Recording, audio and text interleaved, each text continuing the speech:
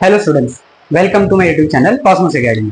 सो आज हम स्टार्ट करने वाले हैं रोटेशनल डायनामिक्स का लेक्चर नंबर 6। तो आज हम पढ़ेंगे एंगुलर मोमेंटम, टॉर्क और law of conservation of angular momentum.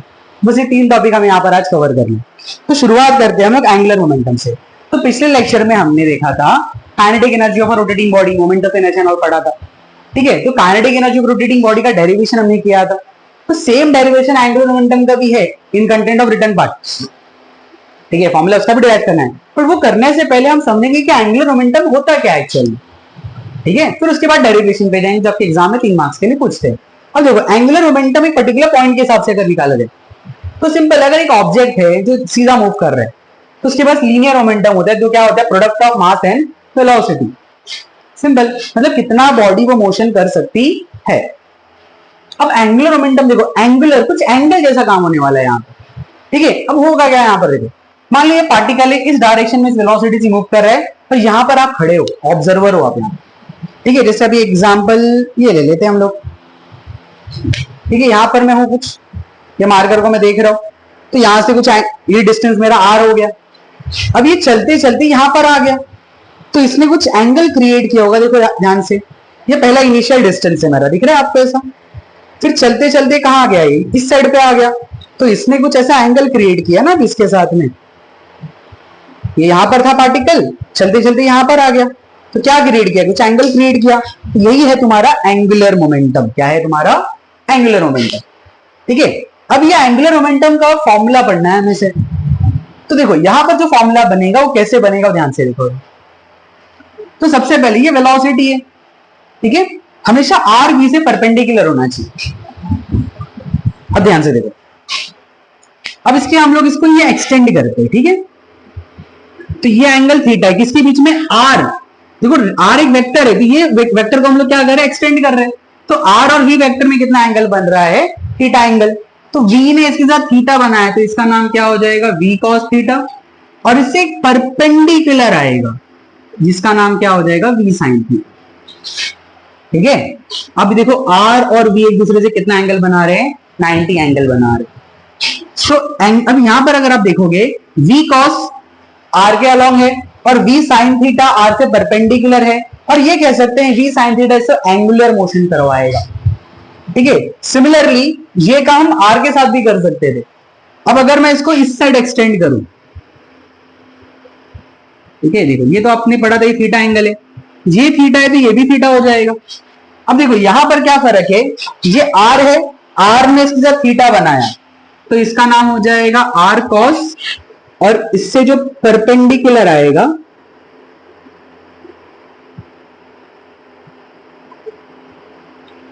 ये हो जाएगा आर साइन। अब ध्यान से देखो, आर का ये कंपोनेंट, साइन कंपोनेंट बी से परपेंडिकुलर। सो एंगुलर मोमेंटम का एक्चुअल फॉर्मूला हो जाएगा एम बी। आर होता है, बट यहां पर कंडीशन क्या है, देखो यहां पर अगर देख रहे आपने क्या लिया, v का वो कंपोनेंट जो परपेंडिकुलर है आर से, और यहां पर अगर आप देखोगे यहां पर क्या लिया, आर का वो कंपोनेंट जो v से परपेंडिकुलर है। तो इसका फॉर्मूला बन जाएगा M B sine theta into R, which can also be written as M B R sine theta. Similarly यहां पर भी फॉर्मूला क्या बन गया, M B R sine theta. तो दोनों से फॉर्मूला सेम बना है, बस फर्क क्या, एक में उन्होंने v को रिजोल्व किया और एक में उन्होंने r को रिजोल्व किया। हमेशा आपका जो r वेक्टर है वो v के कंपोनेंट से, मतलब एक दूसरे से परपेंडिकुलर होना चाहिए। सिंपल याद रखो एंगुलर मोमेंटम का फॉर्मूला बनाने। ठीक है, मतलब ये जो v साइन थीटा कंपोनेंट है ना, वो उसे एंगल, मतलब क्या बोल सकते हैं, रोटेट का एक पार्ट देता है। ठीक है, अब यहां पर अगर सर्कुलर मोशन होता है, क्या होता है अगर आपका सर्कुलर मोशन, अब याद करो सर्कुलर मोशन में पार्टिकल दो ही डायरेक्शन में चलता है, क्लॉकवाइज और एंटी क्लॉकवाइज। सो अगर वो लेट अस कंसीडर कौन से डायरेक्शन में घूम रहे, जैसे हमारा रिंग कहां गया भाई, जस्ट वेट। ठीक है, अब ये रिंग है मेरी, अब ये रिंग है मेरी। ठीक है, अब पार्टिकल कैसे चल रहा है तुम्हारा, अब ये कौन सा डायरेक्शन हो गया तुम्हारा, एंटी क्लॉकवाइज डायरेक्शन। हम कहां पॉइंट आउट कर, अपवर्ड। अब एंगुलर मोमेंटम का डायरेक्शन देखेंगे हम लोग। ठीक है, अब अगर मैं इसका वेक्टर फॉर्म लिखूं एल का, ठीक है, अब देखो एमवी को हम लोग पी लिख सकते हैं ना, तो इसका फॉर्मूला क्या हो गया, पी आर साइन थीटा। तो इसका वेक्टर फॉर्म क्या होगा, या तो पी क्रॉस आर होगा या तो आर क्रॉस पी होगा। तो इसका वेक्टर फॉर्म होता है आर क्रॉस पी। क्या होता है? R cross P. चलो देखते हैं।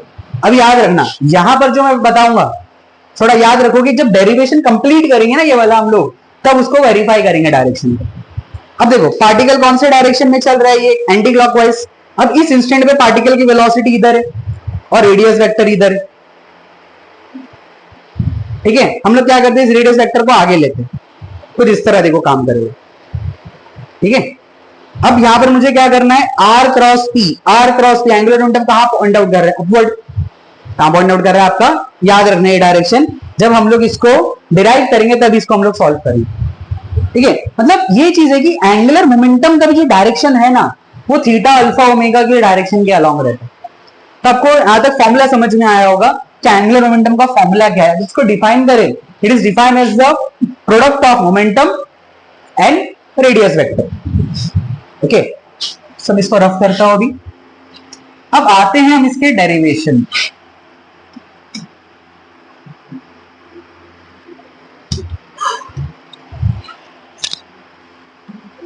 चलो देखो, अब डेरिवेशन के अंदर जो लिखने वाला कंटेंट है वो सेम है आपके काइनेटिक एनर्जी की तरह। आपने एक डायग्राम बना लिया, इरेगुलर बॉडी का, पार्टिकल्स दिखा दिए, सर्कुलर मोशन कर रहे।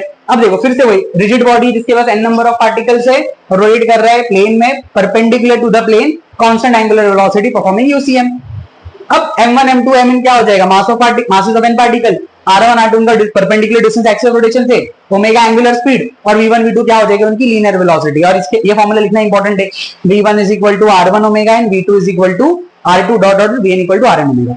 मुझे क्या करना है, एंगुलर मोमेंटम निकालना है पूरी बॉडी का। तो देखो अभी समझो कैसे होगा। पूरी बॉडी का एंगुलर मोमेंटम निकालना मतलब हर एक पार्टिकल का एंगुलर मोमेंटम निकालना पड़ेगा। अब एंगुलर मोमेंटम का फॉर्मूला क्या होता है, मोमेंटम इनटू डिस्टेंस। तो हर एक पार्टिकल का अगर एंगुलर मोमेंटम निकालना है तो मुझे पहले लीनियर मोमेंटम निकालना पड़ेगा। तो सबसे पहले हम क्या फाइंड आउट करेंगे, the linear momentum of each particle. ठीक है, सो P1 क्या होगा फॉर्मूला आपका, mv होता है m1 v1, और v1 क्या है आपका r1 ओमेगा। सिमिलरली P2 क्या होगा आपका m2 v2, तो क्या हो जाएगा m2 v is r2 omega. Next Pn क्या हो जाएगा आपका, जस्ट स्मॉल p।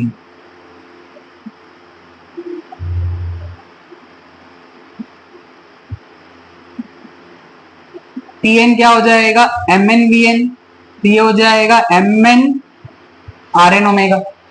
अब हमने सबका लीनियर मोमेंटम निकाल लिया। अब क्या निकालेंगे, हर एक पार्टिकल का angular momentum. The angular momentum of each particle is. अब एंगुलर मोमेंटम का फॉर्मूला याद करो क्या था, L is equal to r cross p, या फिर बोलेंगे आर पी साइन थीटा। देखो साइन थीटा, थीटा भी यहां पर देखो अभी थोड़ी देर पहले बताया था, ये आपका आर वेक्टर, ये आपका वी वेक्टर। मान लो ये कितना एंगल बनता है हमेशा आर और वी में, परपेंडिकुलर बनेगा। तो इधर sine theta is sine 90, sine 91, तो फॉर्मूला क्या होगा आर पी। तो इसका फॉर्मूला क्या लिखेंगे हम, L1 is equal to P1 R1। अब P1 क्या है आपका, देखो यहां पर m1 r1 omega multiply by r1, तो फाइनल आ जाएगा आपका m1 r1 स्क्वायर ओमेगा। तो अब डायरेक्टली ये भी लिख सकते थे, ये लिखने की जरूरत नहीं थी। L2 is equal to P2 R2, तो इसका फॉर्मूला हो जाएगा m2 R2 square omega. Next last one is Ln, क्या हो जाएगा Pn Rn, तो हो जाएगा mn Rn स्क्वायर ओमेगा। अब क्या निकालेंगे हम लोग, टोटल एंगुलर मोमेंटम, सबको ऐड करेंगे।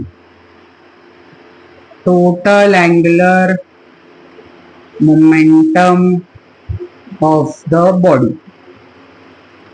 देखो एंगुलर मोमेंटम एक वेक्टर क्वांटिटी है, तो वेक्टर क्वांटिटी से डायरेक्टली ऐड थोड़ी होती है। पर होगा क्या, देखो आप किसी भी पार्टिकल के ले लो, मान लो एक 4 पार्टिकल कंसिडर करते हैं, 1 2 3 4, सबका अगर आप r क्रॉस p देखोगे ना, सब एक ही डायरेक्शन में पॉइंट आउट करेंगे। देख लो चाहिए तो, ये आपका r वेक्टर इधर है और ये r क्रॉस p अपवर्ड है। अब यहां पर देखो ये आर इधर रहेगा, पी इधर रहेगा, अभी भी आर क्रॉस पी लगा, ऊपर मिलेगा। अब यहां पर आर इधर, पी इधर, अभी भी देखो आर क्रॉस पी अपवर्ड मिलेगा। तो सबका एंगुलर मोमेंटम का डायरेक्शन सेम रहेगा, इसलिए डायरेक्टली ऐड कर रहे हो। ठीक है, एग्जाम में बताने की जरूरत नहीं, बस आपको नॉलेज के लिए बता रहे हैं। अब देखो L1 क्या है आपका, M1 R1 square omega, M2 R2 square omega, dot dot dot MN RN square omega. सब में से ओमेगा कॉमन आ जाएगा,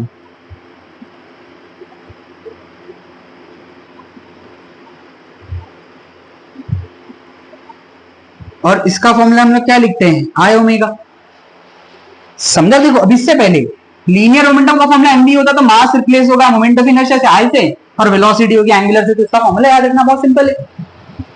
ठीक है, अब जब हम लोग कहां पे डिस्कशन थे, आर क्रॉस पी। अब देखो ओमेगा का डायरेक्शन इधर उधर आपका एल रहेगा और उधर भी, तो आर क्रॉस पी जब हमने निकाला था, जब पार्टिकल एंटी क्लॉकवाइज चल रहा था, ये आर वेक्टर था और ये पी वेक्टर था।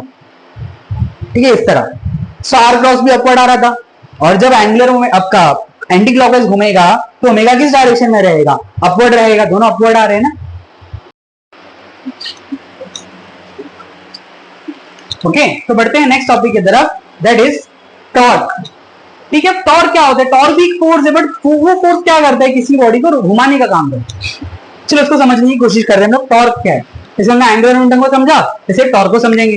तो देखो टॉर्क अभी क्या हो जाएगा, जैसे एक बॉडी है, ठीक है, अभी ये इस एक्सिस से रोटेट कर रही है, तो मैंने क्या लगाया, पीछे आपका डोर होता है ना एग्जांपल, या आपका हिंजेस रहता है वो, अब यहाँ पर इसको पकड़ लिया, इसको फोर्स लगा रहे हैं हम लोग। तो इस फोर्स ने क्या करा है, ये फोर्स एक पर्टिकुलर डिस्टेंस पे लग रहा है और इसको क्या कर रहा है, रोटेटिंग टर्निंग इफेक्ट दे रहा है। तो यहाँ पर देखो इस तरह से एक ऑब्जेक्ट ले लिया है, इस एक्सिस से मूव कर रहा है, मतलब कुछ इस तरह घूम रहा है, मान लीजिए इस तरह घूम रहा है। ठीक है, अब यहाँ पर कुछ फोर्स लगा है जिसकी वजह से घूम रहा है, तो यहाँ पर इस पॉइंट पे फोर्स लगा है। अब इसको समझने की कोशिश करते हैं, इसका फॉर्मूला बनाते हैं। ठीक है, अब यहाँ पर फोर्स लग रहा है, फोर्स ने इस आर के साथ कुछ एंगल बनाया, ये कंपोनेंट हो जाएगा F cos theta.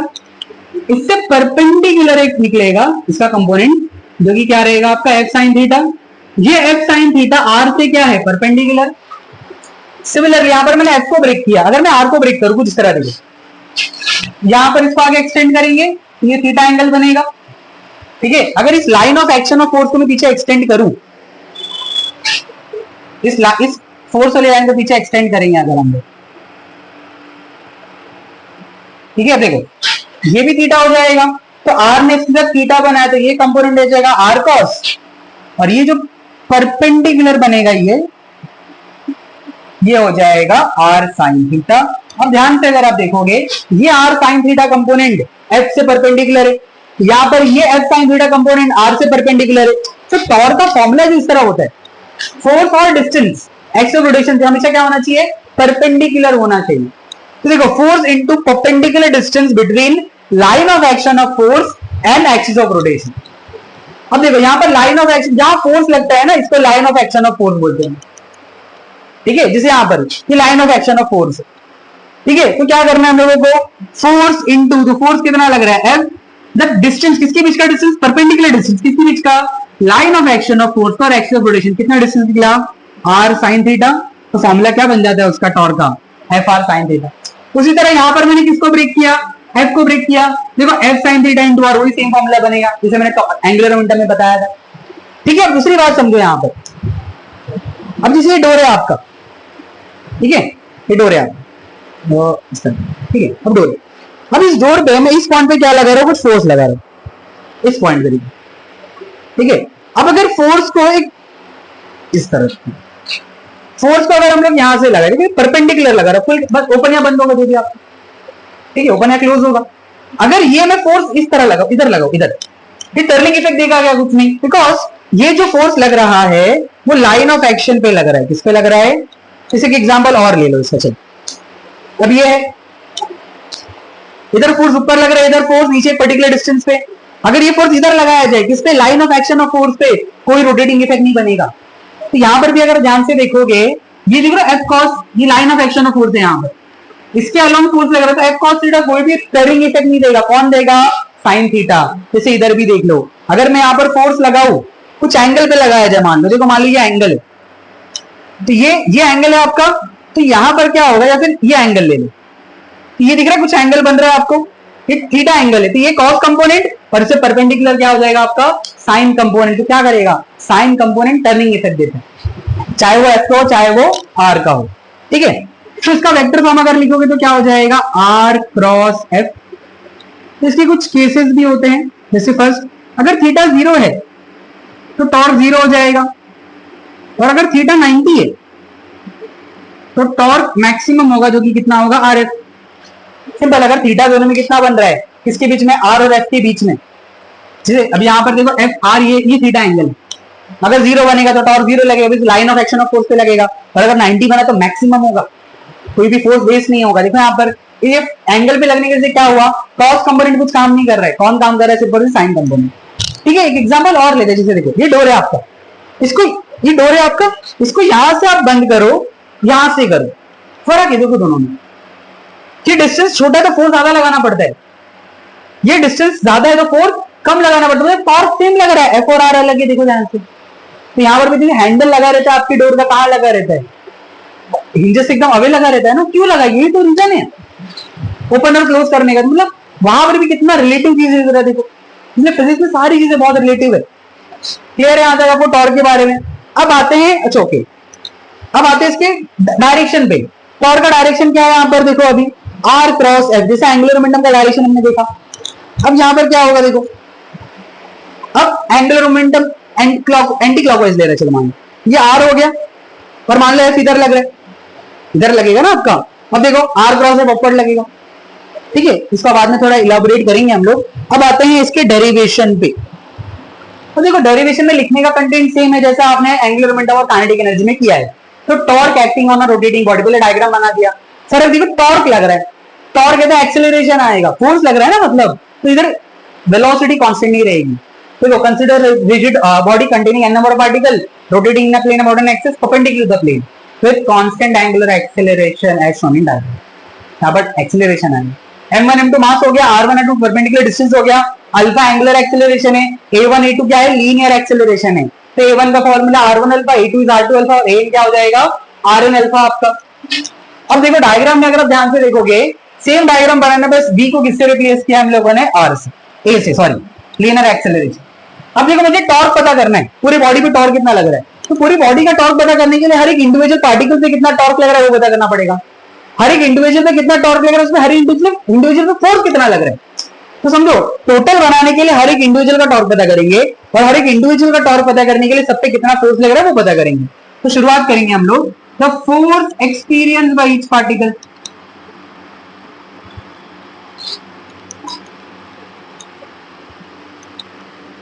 Force experience by each particle, तो फोर्स का फॉर्मूला क्या होता है आपके पास, मास इंटू एक्सेलरेशन। तो क्या होगा m1 a1, और a1 क्या है आपका r1 अल्फा, फिर f2 क्या हो जाएगा m2 a2, ये हो जाएगा r2 alpha dot dot dot dot, fn क्या हो जाएगा mn an, तो ये हो जाएगा mn rn अल्फा, ठीक है। अब उसी तरह टॉर्क की बात की जाए, the torque acting on each particle और एक्सपीरियंस बाय ईच पार्टिकल। अब देखो टॉर्क का फॉर्मूला क्या पढ़ा आपने यहां से, r F sine theta. R और एफ में कितना एंगल बनेगा दिखाया था ना आपको हमेशा, 90 डिग्री का एंगल बनेगा, ठीक है। ये आपका आर वेक्टर था और ये आपका एफ है, कितना एंगल बनेगा इसके अंदर 90 डिग्री बनेगा हमेशा, तो साइन 91 हो गया आपका। तो tau one will be f1 r1, f1 कितना है आपके पास m1 r1 अल्फा, और इधर r1, तो फाइनल क्या हो जाएगा m1 r1 square alpha. Similarly tau two क्या हो जाएगा f2 r2, तो मिलेगा m2 r2 square alpha. Tau N क्या हो जाएगा fn rn, तो मिलेगा mn rn square alpha. Clear है। अब टोटल टॉर्क निकालेंगे हम लोग सबको ऐड करके, the resultant torque acting on a rotating body is, so tau will be tau 1 plus tau 2, सबका टॉर्क ऐड करेंगे। देखो टॉर्क वेक्टर क्वांटिटी तो डायरेक्ट एडिशन क्यों होगा, बिकॉज सारे पॉइंट का टॉर्क कहां लगेगा एक ही डायरेक्शन में, जैसे यहाँ पर एंगुलर मोमेंटम आपको समझाया मैंने, देखो अभी यहाँ पर आर क्रॉस एफ अपवर्ड, यहाँ का आर क्रॉस एफ लोगे तो भी अपवर्ड, यहाँ का अगर आर क्रॉस एफ लोगे तो भी अपवर्ड मिलेगा, हर डायरेक्शन का अपवर्ड मिलेगा, इसलिए डायरेक्टली ऐड कर रहे हो। तब क्या हो जाएगा ये m1 r1 square alpha m2 r2 square alpha dot dot dot mn rn square alpha. सब में से अल्फा कॉमन आ जाएगा तो क्या बचेगा m1 r1 square m2 r2 square dot dot dot mn rn square. अब इसको हम लोग क्या लिखते हैं पता है आपको, आई लिखते तो लास्ट में लिखना मत भूलना, where I is equal to m1 r1 square m2 r2 square mn rn square. Clear है यहां तक? तो ये आपका डेरिवेशन, ठीक है। देखो तो टाउ का फॉर्मूला में एक तो वेक्टर फॉर्म इसका होता है r क्रॉस f और यहां पर होता है i। इससे पहले हम लोगों ने लीनियर एंगुलर मोमेंटम पढ़ा था r क्रॉस p और इसका फॉर्मूला बना i ओमेगा। थोड़ा डायरेक्शन के बारे में इनकी बात करेंगे बस, ठीक है। अब देखो यहाँ पर ध्यान से, ये तो डेरिवेशन था, इसकी मार्किंग स्कीम आपको बता देता हूं मैं, सेम जैसे उसमें था। हाफ मार्क्स आपको डायग्राम प्लस एक्सप्लेनेशन में मिल गया, हाफ मार्क्स इस इक्वेशन पे, हाफ मार्क्स इधर, हाफ मार्क्स इधर, हाफ इधर और हाफ इस पे, तो 3 मार्क्स आपके होंगे। देखो पहले एंगुलर मोमेंटम के डायरेक्शन के बारे में थोड़ी बात करेंगे, फिर एसआई यूनिट और डायमेंशन के बारे में। अब डायरेक्शन देखो आर क्रॉस पी, ठीक है। जैसे अभी यहाँ पर आर इधर था पी इधर था तो आर क्रॉस भी अपवर्ड। अब देखो जब घूम रहा है वो एंटी क्लॉकवाइज तो ओमेगा भी कहां रहेगा, अपवर्ड रहेगा, इसलिए आर क्रॉस पी लिखा, पी क्रॉस आर नहीं लिखा। सिमिलरली अगर मैं इसके डायरेक्शन की बात करूं आर क्रॉस एफ की, देखो एंगुलर मोमेंटम हो गया यहाँ पर। अब टॉर्क की बात करते हैं, स्पीड बढ़ रही है, क्या हो रही है स्पीड, तो स्पीड बढ़ रही है, इसका मतलब देखो अब एंटी क्लॉकवाइज घूम रहा है तो फोर्स इधर लगेगा, आर इधर है तो आर क्रॉस एफ अपवर्ड। अब अगर स्पीड बढ़ रही है तो थीटा अपवर्ड, ओमेगा अपवर्ड और अल्फा भी कहां रहता है, अपवर्ड रहते हैं। बट अगर स्पीड कम हो रही है अब होगा क्या सिनेरियो उल्टा, theta upward omega upward, alpha कहां लगेगा, डाउनवर्ड, तो टाउ भी कहां रहेगा, डाउनवर्ड रहेगा। बिकॉज टॉर्क रोकेगा ना स्पीड को, आपके ऑब्जेक्ट को क्या करेगा, उसको रिटार्ड करेगा। अब उसी तरह यहां पर अगर ध्यान से देखेंगे हम लोग, अब देखो जो फोर्स इधर नहीं लगेगा इधर लगेगा, बॉडी घूम रही है एंटी क्लॉकवाइज, बट अभी फोर्स कहां लगेगा, इस डायरेक्शन में लगेगा, रोकना है उसे। अब आर क्रॉस कहां पर नीचे, मतलब टॉर्क कहां लगेगा, डाउनवर्ड लगेगा। अब अगर मैं इसके डायमेंशन की यूनिट्स की बात करूं, ठीक है, देखो एसआई यूनिट ऑफ एल क्या हो जाएगा, इसका होता है केजी मीटर स्क्वायर और इसको बोलते हैं रेडियन पर सेकेंड। क्या बोलते हैं हम लोग उसको, रेडियन पर सेकेंड, पर हम लोग रेडियन नहीं लिखते।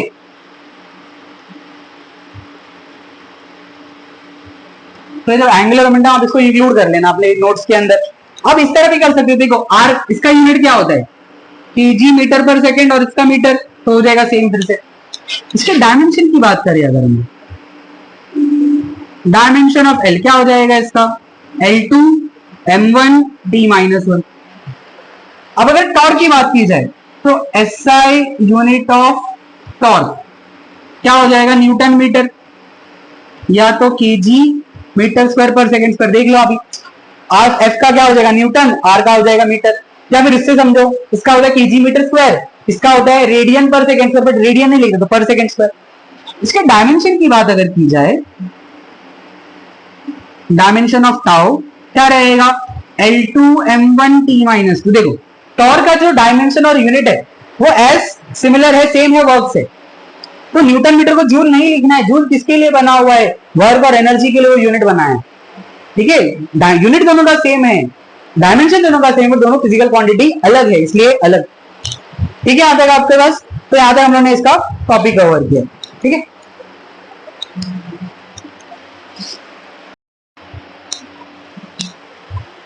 ओके सो बढ़ते हैं आज के लास्ट टॉपिक पे, that is law of conservation of angular momentum. तो देखो आपने लीनियर मोमेंटम का कंजर्वेशन पढ़ा रहेगा, momentum before and after collision same होता है, जितना कोलिजन के पहले उतना कोलिजन के बाद, बट अनलेस एंड अनटिल कोई एक्सटर्नल फोर्स ना लगे तब तक मोमेंटम कंजर्व रहेगा, जितना पहले बाद में उतना। उसी तरह आज का टॉपिक है कंजर्वेशन ऑफ एंगुलर मोमेंटम।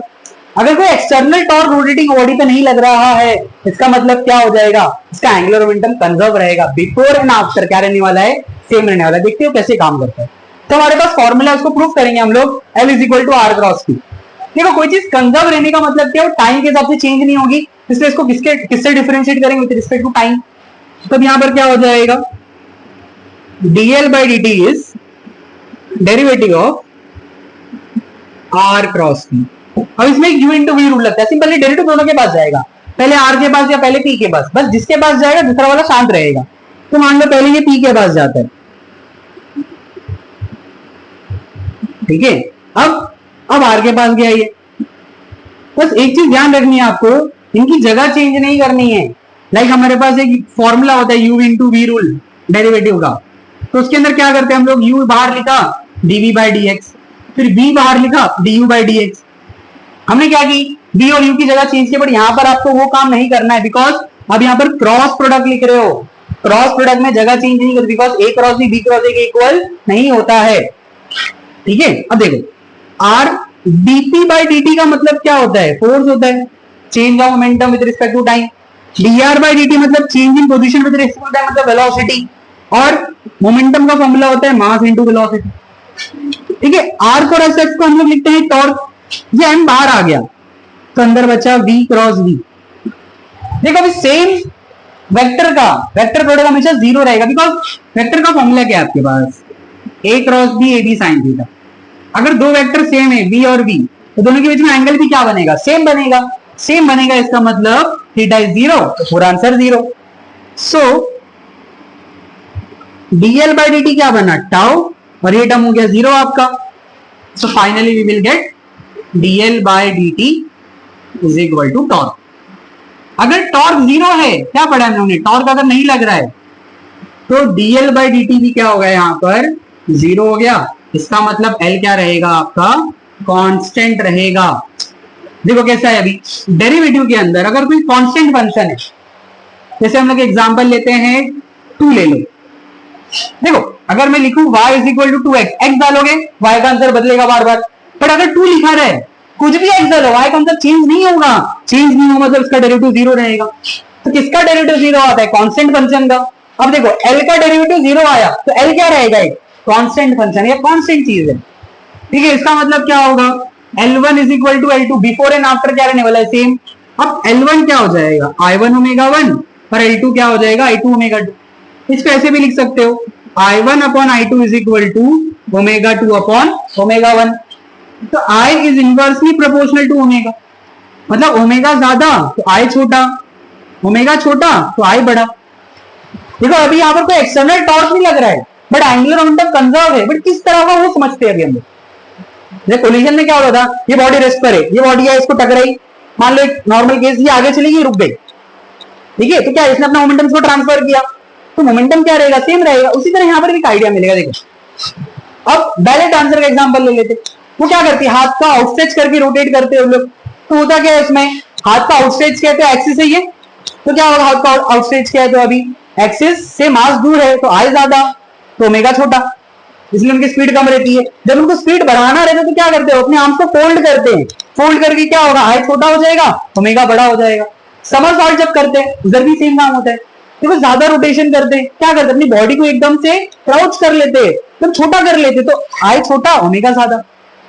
मतलब कितनी रिलेटिव चीज है। अगर मुझे समरसॉल्ट करना है या ये सारी चीजें करते मुझे उसका भी फिजिक्स पता होना चाहिए, मतलब आई और ओमेगा का रिलेशन पता होना चाहिए, ठीक है। सो यही था आज का हमारा आखिरी topic, that is law of conservation angular momentum. ये एग्जाम में 2 मार्क्स के लिए बहुत बार पूछा गया। इसका मार्किंग स्कीम कुछ इस तरह रहेगा, हाफ मार्क्स स्टेटमेंट में हो जाता है, ठीक है। हाफ मार्क्स आपको यहाँ पर मिलता है, हाफ मार्क्स आपको यहाँ पर मिलेगा टॉर्क वाले पे, और हाफ मार्क्स आपको यहाँ पर मिलेगा। ये इस तरह का मार्किंग स्कीम होता है। 2 मार्क्स के लिए एग्जाम में पूछते और सम्स भी इससे आ जाता है, ठीक है। तो आपको आज का लेक्चर अगर अच्छा लगा तो please like share and subscribe. मिलते हैं नेक्स्ट लेक्चर में। Thank you so much and bye.